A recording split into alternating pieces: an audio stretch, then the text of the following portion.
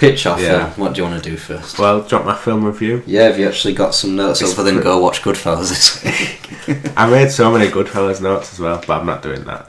I just want to start by saying Paul Thomas Anderson could direct a film about dressmaking, and I would be interested, which he has done, and I'm interested. Yeah. So speaking of Paul Thomas Anderson and the Phantom Thread, let's go back and look at There Will Be Blood. The best film I've ever seen. Really? Hands down. It's not my favourite film, but it's the best film I've ever seen. See, like my best film I've ever seen is 2001, but it's not my favourite. It's probably my second favourite. Yeah, that's what I mean. You can have your best, can't you? You can be impressed. Oh, yeah. But yeah, that is it. Best leading performance, Daniel Day-Lewis, of course. Yep. The master of method. That's another film. Method acting, which I think we should talk about method acting actually. Go on then. Amazing music by Johnny Greengrass from Radiohead, but denied an Oscar on a technicality. You keep saying technicality, and I keep having flashbacks to that. But the technicality was that he used bits from other music, so it couldn't be nominated for original score. But it was largely an original score, but he didn't produce all the music himself, but he produced most of it. Anyway, it's amazing. Would he have accepted the Oscar? Why not? If you were nominated?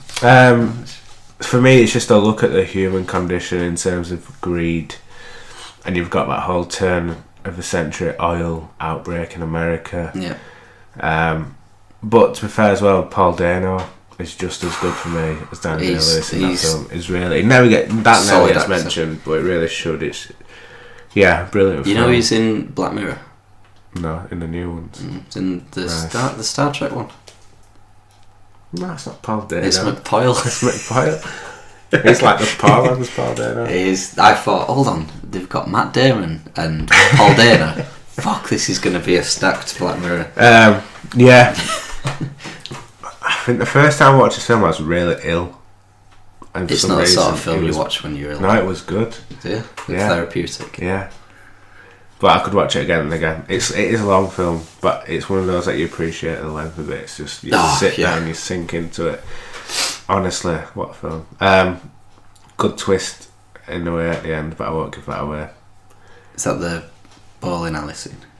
Before that, when about his son. Oh, yeah. I think it's...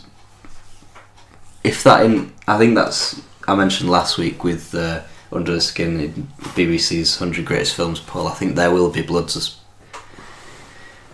I think it's top 5, top 10. Yeah. And in the words of Jamie from The Thick of It, there's no better film title other than There Will Be Tears. There will be blood and there will be tears. Playing there the same much blood, to be fair, is there? But no, I guess it's metaphorical. Yeah, metaphorical blood. Emotional blood. And the way... Yeah, the direction's amazing, but the performances, it's just... I think I always appreciate a film where there's no real heroes or villains. Not like he's a hero in any sense. Well, it's more realistic. But yeah... That's how I try to write my films. Yeah. I don't write them with... that's why I can't watch superhero films. Yeah, exactly. There's over-the-top ideologies. Not everyone's ideology fits one plane where it's like, I'm all good. That's it. And they're the best films where just questionable choices and decisions of every person in it. And I'd say that's probably the best film we've done. Because there is bits where you kind of root for him, and then there's bits where you just think he's a despicable human. That's what it should be. That's how people are. That's how exactly. The characters should be. And you've got the whole religion angle as well. Like he's a con artist in some senses. Yeah. Getting people on board with what he wants to do. With guys like setting up big oil Hitler in there. Companies in small towns, but then you've got Paul Dano who's got the small towns in the palm of his hand through preaching. So but is he as much of a fraud as Daniel playing the view is? That's a big question, really, isn't it? I think that's what it's really about. So There Won't Be Blood. There Won't Be Blood. That's a sequel. Are they doing it? I heard some rumour that they were doing a sequel. Really? I can never imagine that's kind of fucked. PTA doing a sequel. Well, Daniel Day-Lewis won't be back for it, will he? So. Well, he's retired now, apparently. We need to go see the Phantom Thread anyway. No. Are you not feeling it? I am feeling it. I'm just not as hyped as his other films. Like his films. Hard Eight, Boogie Nights, Magnolia, one with Adam Sandler in. Punch Drunk Love. Punch Drunk Love, I always forget the name. And then this. They're all world class films, I think. Yeah. I'd say. Even Hard Eight, his first film, it's fucking amazing. Would you say he's a modern day Kubrick? If there is a modern day Kubrick, I think it's a toss up between him and Nolan. Fincher. Yeah. Because in the way that he goes about shit on set, he's very meticulous and multi-take. I like Fincher, but I think I've always been a bit hung up on him because of how many people like absolutely rave about Fight Club, which is a good film, of course, but it's not. People really bash on it. But his other films are brilliant, obviously. I think Fight Club's one of his worst films, really. But he took time as well. Like, he's not every film is brilliant with him. I think Fincher. You've got Alien 3, for instance. That's not. I don't think you should really judge him on Alien 3 because it's more he was thrown in at the last minute and he's like, oh, I'll get director credit here. It's my first film.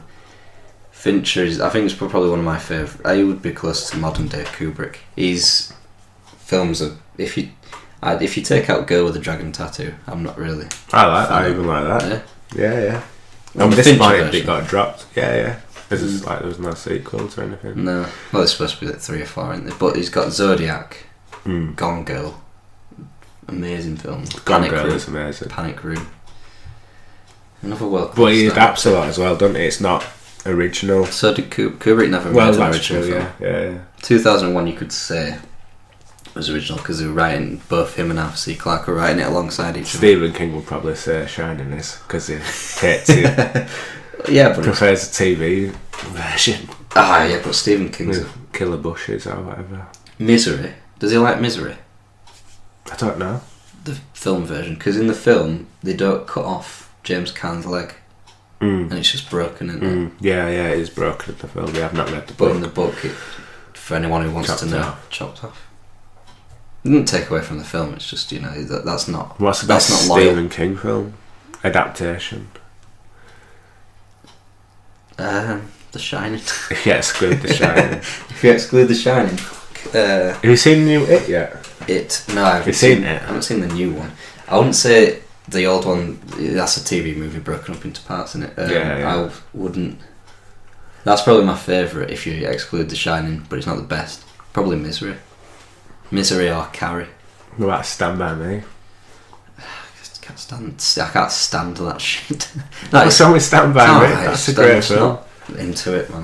I don't know. I don't like it. Do you want to pitch? Are you going to pitch Stand By Me?